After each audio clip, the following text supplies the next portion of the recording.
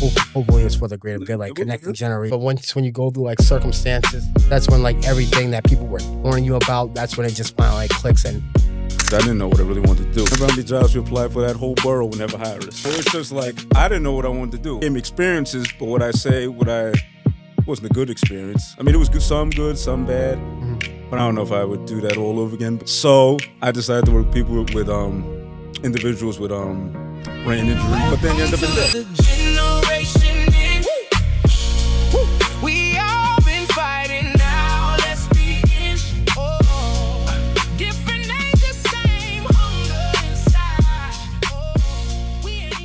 I never thought I'd actually be doing this, but here I am and here you are.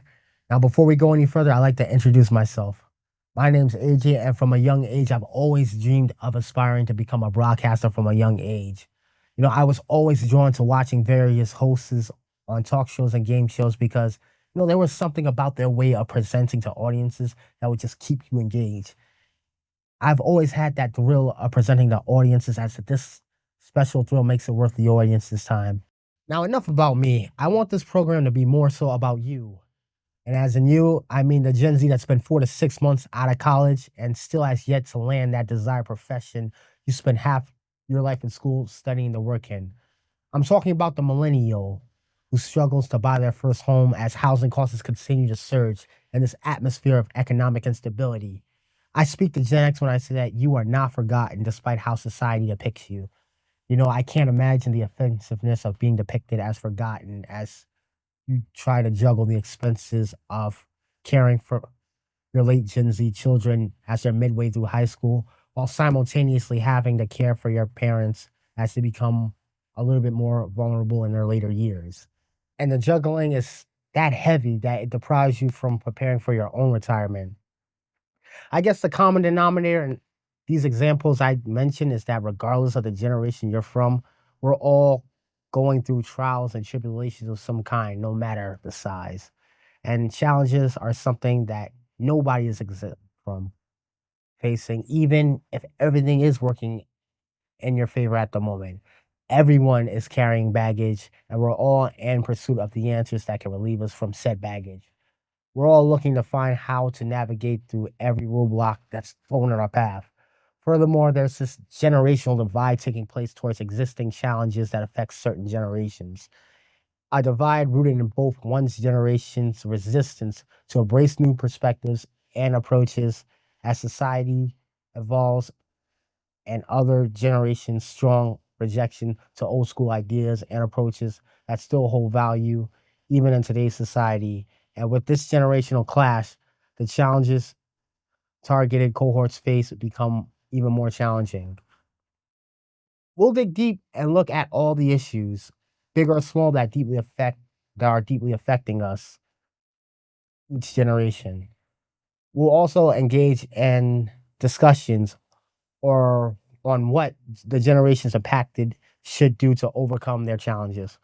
Plus, we'll also take a look at how the generations that preceded and succeed the impacted generation think about the strife that the target generation faces, which aids to bring more understanding towards different generations. And with this understanding brings unity, which ultimately puts an end to this generational divide. And as a bonus, in the near future, we'll shine a spotlight on the everyday heroes and what they're doing to help combat the issues plaguing us. And if things are working out for you, listen, we're also in dire need of what it takes to, move us forward to the next level as we fall into this temptation of complacency otherwise. Thus, we'll also showcase what regular people are engaging in to enhance their lives. And as what the legendary Jackie Gleason said, and away we go. I wanted to start with a topic and experience that I know all generations resonate with, but I figured we zero in on Gen Z's relationship with burnout in the workplace. Being a late millennial myself, I also identify with Gen Z in a way since I was born at the tail end of the millennial era, December 1996. So I'm closer to Gen Z more than older millennials, I say. And with that, I could say to my Gen Z comrades that I can relate to a struggle like dealing with burnout in the workplace.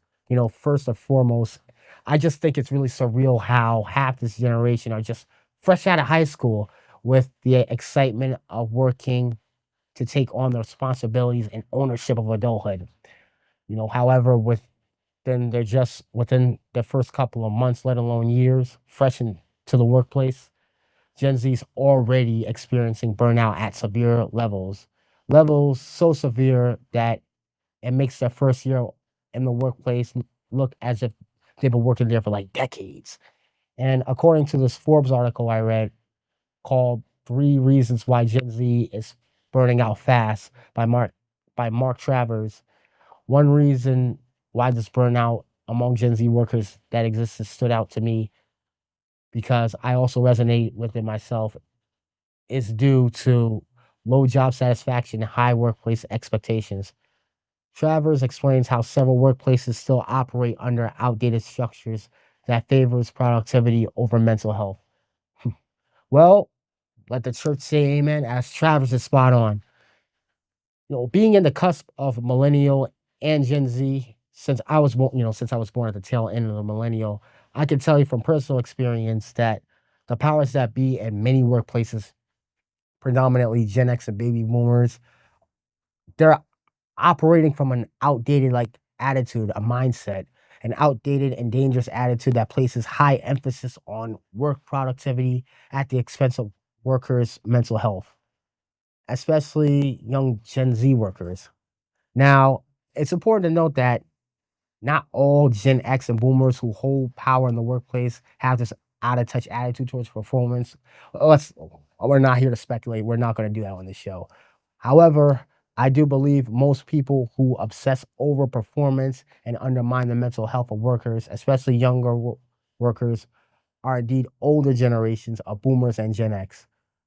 And I think this attitude just comes from, like having them grow up in an era where mental health was heavily looked down upon, frowned upon by society. And they were forced to take whatever problems they had on the chin and just push through life. Now, here we are 50 years later. The conversations surrounding mental health have become more prevalent in today's society. So, of course, it would make sense for older employers and those in power to shift the way how mental health is viewed and treated in the workplace. This is especially important when heavy workload intensifies the mental health stigma, especially amongst young Gen Z workers that are new to this hectic 8 to 9 hour commitment. From a millennial myself to speaking to like boomers and Gen X, I think how this dilemma of burnout among Gen Z workers should be tackled is for older employees and other key players to truly get to know the working style of each new worker, I should say, that they hire.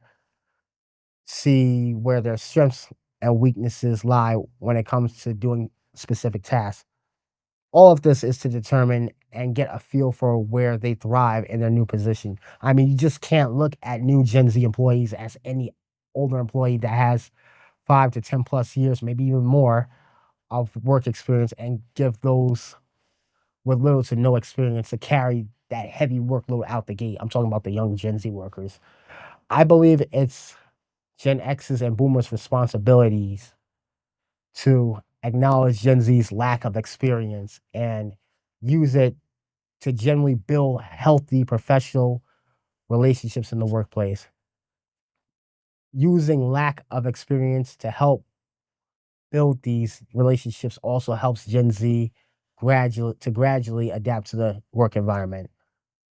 But overall, I think there's this bias from a considerable amount of old Gen X and boomers and authority towards Gen Z and even some millennials like myself when it comes to having little to no experience anyways, which again relates back to the old fashioned outdated views of older generations, excessively dependent on embracing those with years of experience while not taking a chance on those young with no experience at all.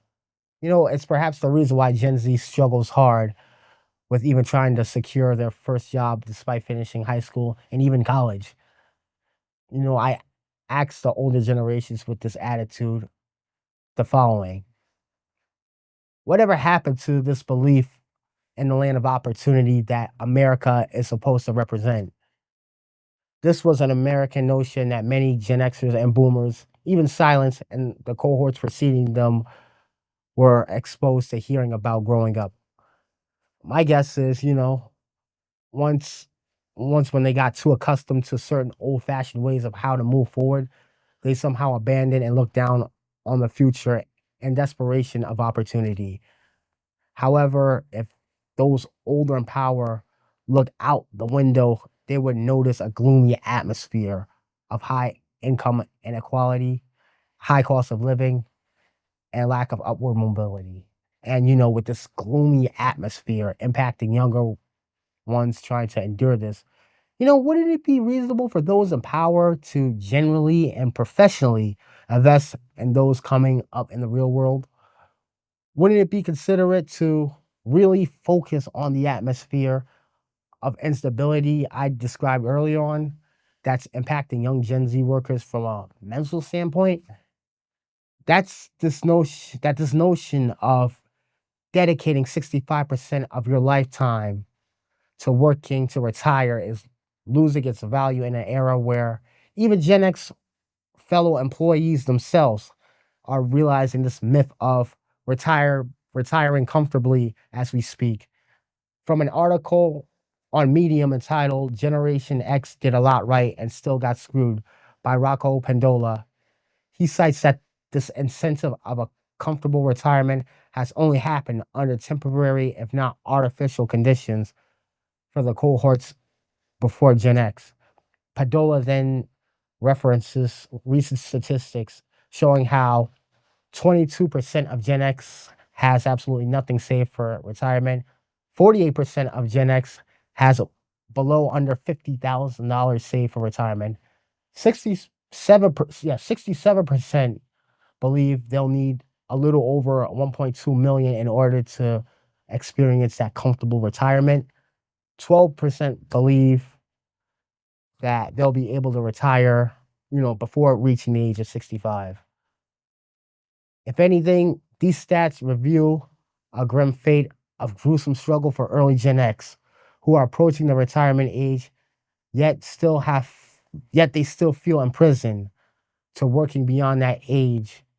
Compliments of the devastating effects from from the housing crisis, the recent COVID-19 pandemic, the Great Recession, Reaganomics. So this is what I say to those older in power.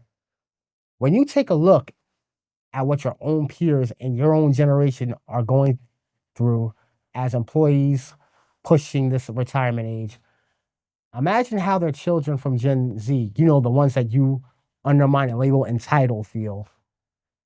Watching their parents having to stick it out longer in the workforce, which deprives them of the retirement they were promised when they were young. This completely destroys this myth that working hard guarantees you that better life down the road. And now that Gen Z is finally catching on, even millennials like myself, how can you expect them to be mentally sound in the workplace as they watch their older parents use the workplace as survival crutches? And for those in power, your response might be, well, that's not part of my job description and that's completely out of my reach.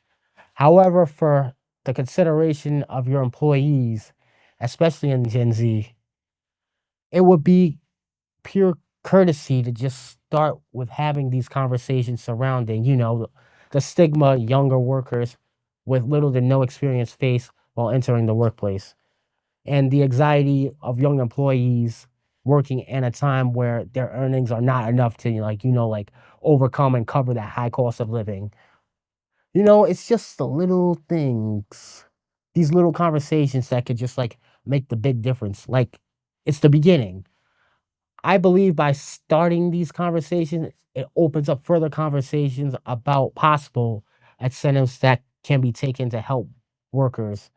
These incentives would help young people make that smooth transition from graduating high school or college to becoming a major independent force in the workforce.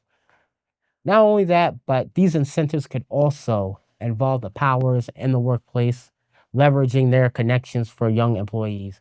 Those connections they could perhaps help young workers gain the confidence and how to navigate in this era of unaffordability, if that's a word. I don't think it is, but hopefully it becomes a word. These incentives can also be beneficial to Gen X since they're dealing with having to remain dependent on working past retirement age due to this current economic crisis.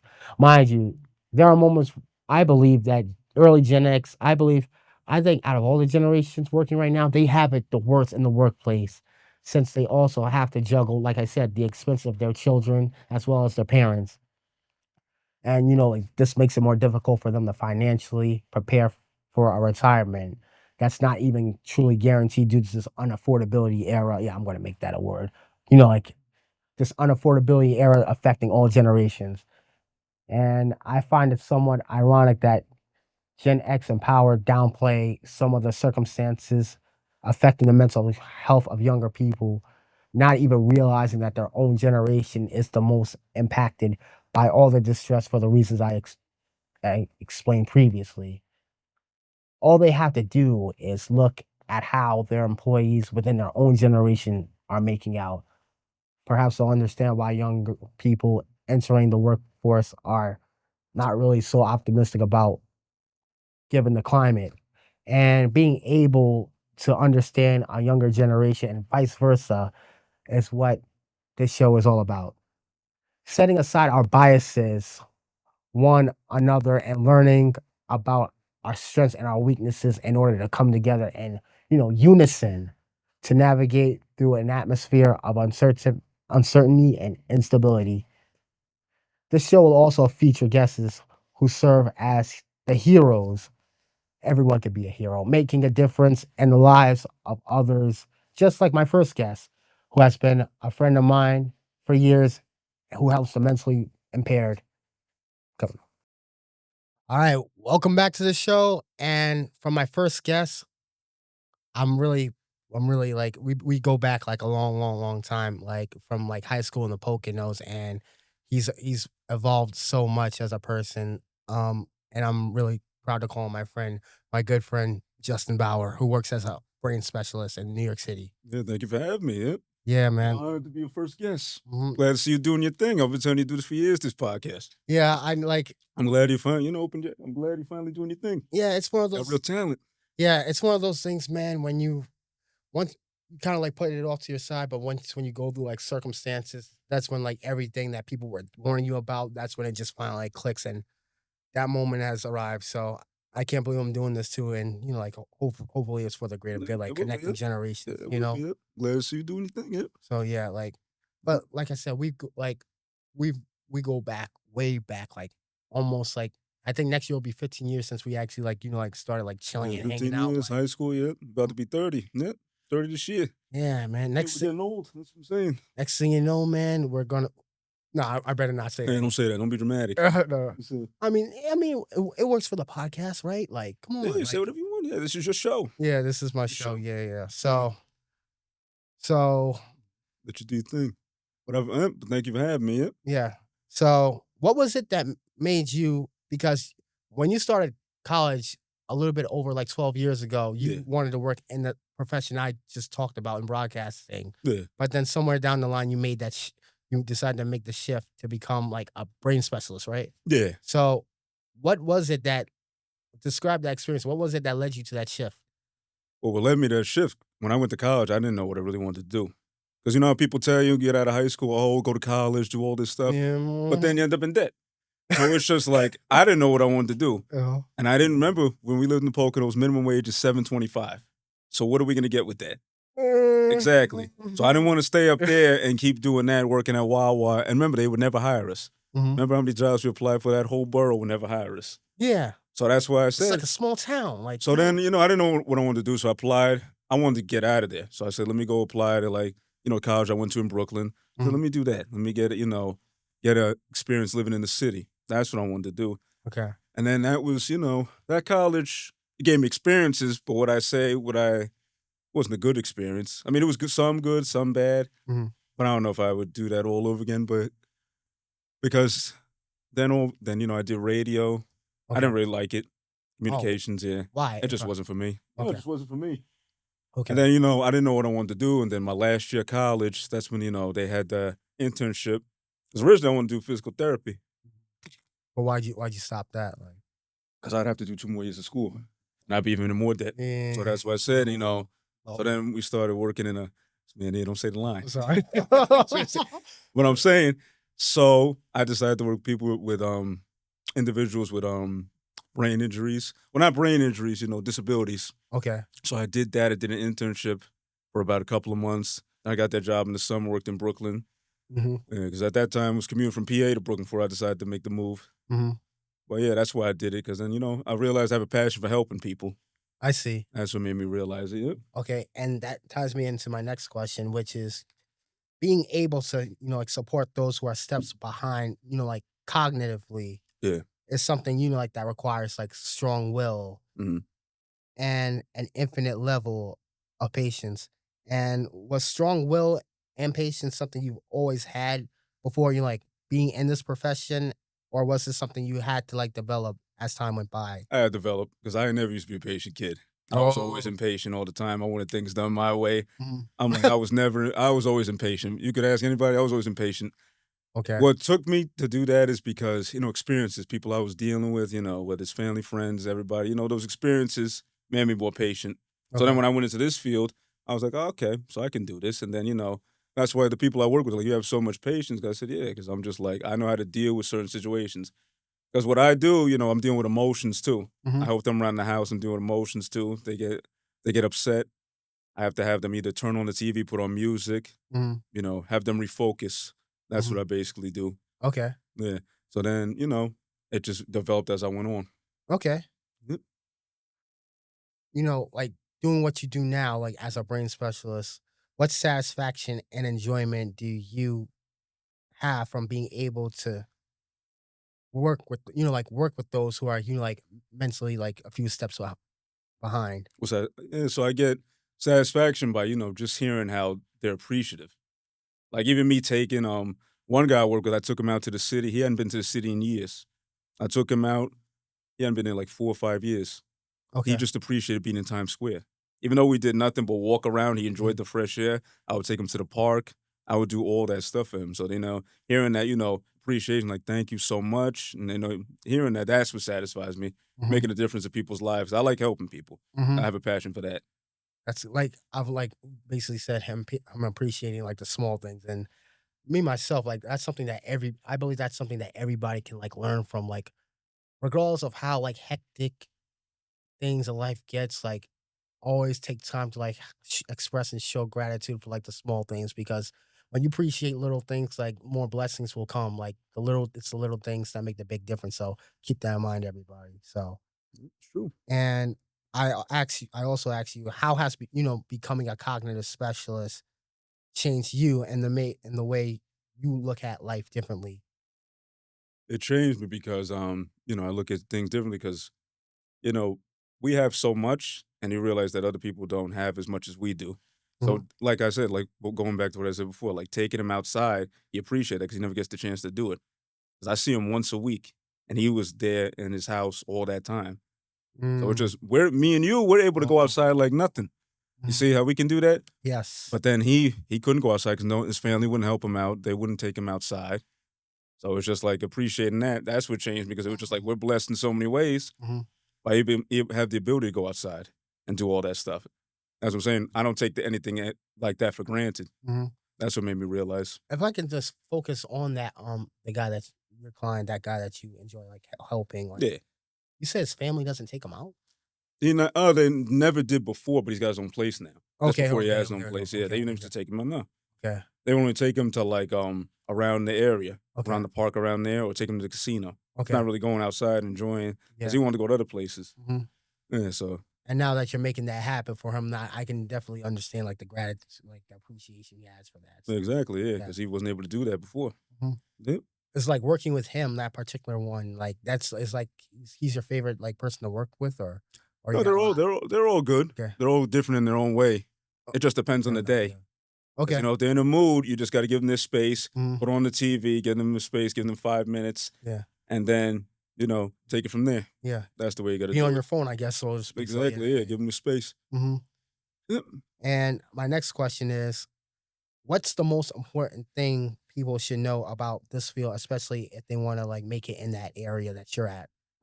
It goes back to what you said before. They need patience. Okay. Because you're dealing with situations every day. People getting emotional for no reason.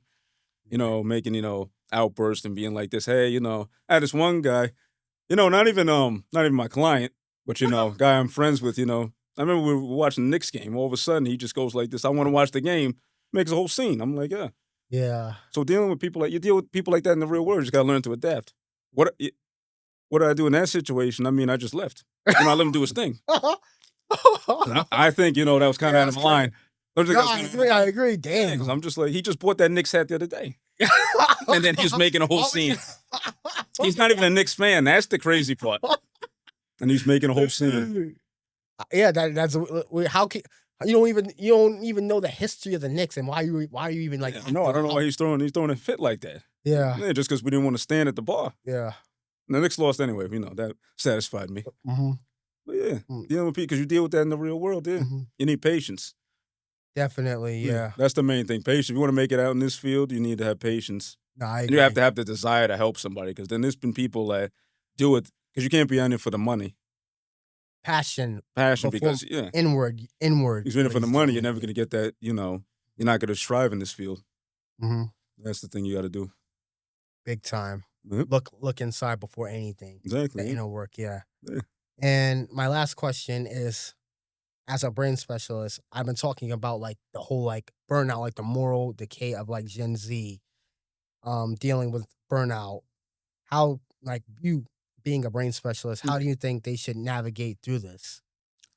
Well, being with the burnout, what's going on with you mean with the jobs and everything? Yeah, the stress that they deal with. You know, like being a brain specialist, like how do you think, you know, like mentally should they like? They got to take it day by day. It's like just like how we did. Remember when we were growing up, we had stress. Yeah. Because look at the prices now. The minimum wage isn't going to get you anything. So that's why they're more stressed now, because minimum wage is just, you know, not enough. Look at the housing, the rent, food, everything. Remember, $20 would get us all that stuff Chinese. Remember we used to order Chinese food? That would get us like 5 meals. Yeah. You can't even get now. You're getting 1 meal and a drink if you're lucky with Chinese food. That's true. Yeah. That's what I said. So they got to take it day by day, because when we were growing up, it was different. Yeah. Because, you know, $20 stressed you a lot. $20 can barely get anything now. You need at least 100. Yeah. If you want a good meal. Even if you go outside, you know, to a bar or something like that. So you got to take it day by day. Yeah. It is a lot. It's more stressful than when we were growing up. When we were growing up, we were stressful, but not to this level. Yeah. That's the thing. That's the way they got to do it. I find it crazy how we complained about when we lived in the Poconos, like the whole like minimum wage being $7.25. Mm-hmm. Well, I guess because the cost of expenses was not really that high, but like it wasn't really that stressful, because like you can kind of like get certain things and everything. So Yeah, that's the only thing that was, yeah. yeah. And nowadays, like, I guess because we moved back to the city. We were out in the Poconos for like a good, like, maybe like a good decade, but like moving back to the city, like it was bad like before COVID, but like it's like it really intensified, you know, like with COVID, like the prices and inflation and everything. It's just like Everything shot up, yeah. Right after COVID, everything got more expensive. yeah, man, like That's what I'm saying, yeah. yeah. So that's why it's different. That's why they got more stress now. So yeah. Yeah, so they got to take it day by day. Right now, you got to work 2 jobs just to afford what we used to do. Yep. That's what you have to do. And you got to deal with you got to have some bad jobs. You got to deal with some bad employees. A bad employee. Yeah. Because, because you dealt with one, right? You know, employee. You dealt with some employees you couldn't deal with, right? Oh, God. Thanks. I mean, I think we've all been through that, right? You got to strive through that and take it day by day. It's more stressful because you got people at work who take their job too serious. Yeah. That's another thing, too. Like, yeah, and granted, there are certain jobs, a lot of jobs, like, there's a level of seriousness that exists. It's important to help people. Like, we have to help, like, you know, like our clients, our customers, or whatever. But, like, it's really, like, does that really define you like that, to where you're really making a easy, like, job, like, really that complex than what it really is? Yeah. And next thing you know, you're spazzing out on people, on the ones that have actually tried to help you, the ones that have actually like tried to like coach you, who took their time, and next thing you know, it's like you just like have this attitude towards them, like trying to shun them out.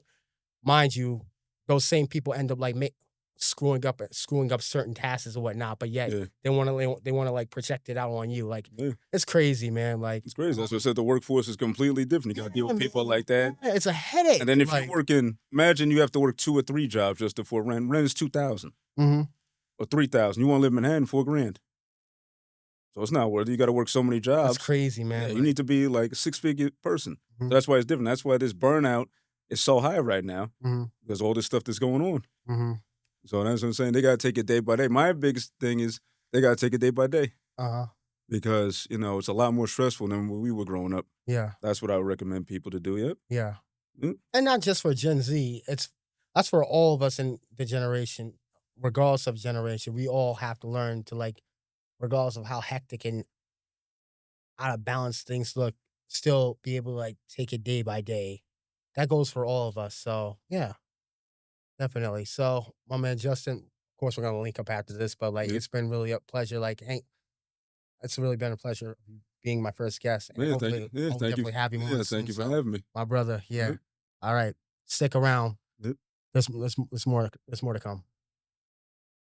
Well, I never thought I would have done a full episode for a podcast, but I think this has turned out well, and I think this will do it for the beginning of what I believe is the right step in bringing generations together for the greater good.